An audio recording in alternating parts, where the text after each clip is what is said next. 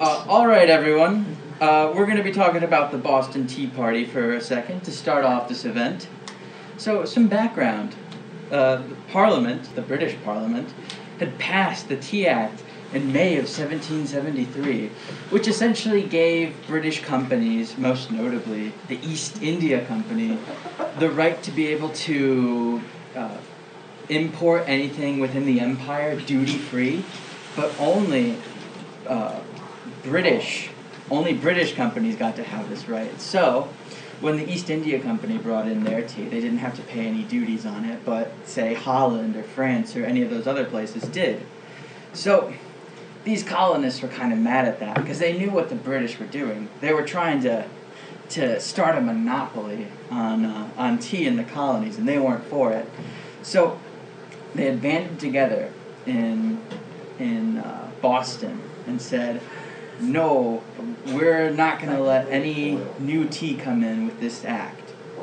So, this is where the Dartmouth comes in. That's a ship, and several others, that came into Boston Harbor in November of 1773, and had brought a whole load of tea with them, and they were trying to unload in Griffin's Wharf in November. But the colonists said, no, you're not allowed to unload here. But the governor would not let them just leave, because these were American owners of these ships. They didn't want anything to do with any of this. They didn't want their ships to be burned down by the colonists or to be seized by the crown or anything. So they just wanted to leave, but they couldn't, because first they needed to be checked for imports, which required them to offload their cargo, which was a no-no.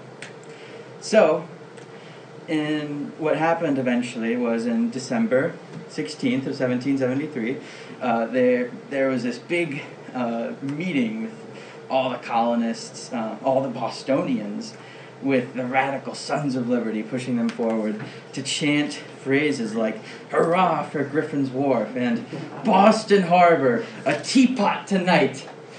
So, a few dozen of these Sons of Liberty, almost 100-ish, so there were quite a lot of them. So a few of them dressed up as Indians. It's a misconception that they all did. Not that many did. Paul Revere did, though. He was there.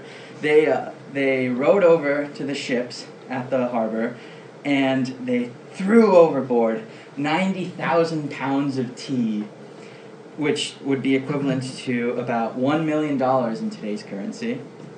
And this was a very disciplined affair, so they only threw out the tea, and famously a padlock got broken while they were doing all of this, and they replaced it a few days later. So, yeah, they had a very specific mission here.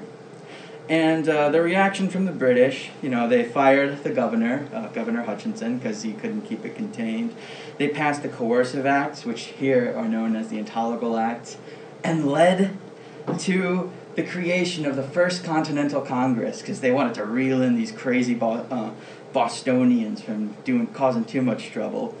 And, yeah, I think the main message that we can get from these people is that there's a bit of a fear when it comes to not being willing to stick to your ideology. There's good sense and practicality, but not being able to stick to your beliefs is really where you go wrong. And I want to end things off with a quote from Barry Goldwater from 1964 that I think really encapsulates the Sons of Liberty very well. And it's, "I would remind you that extremism in the defense of liberty is no vice, and moderation in the pursuit of justice is no virtue."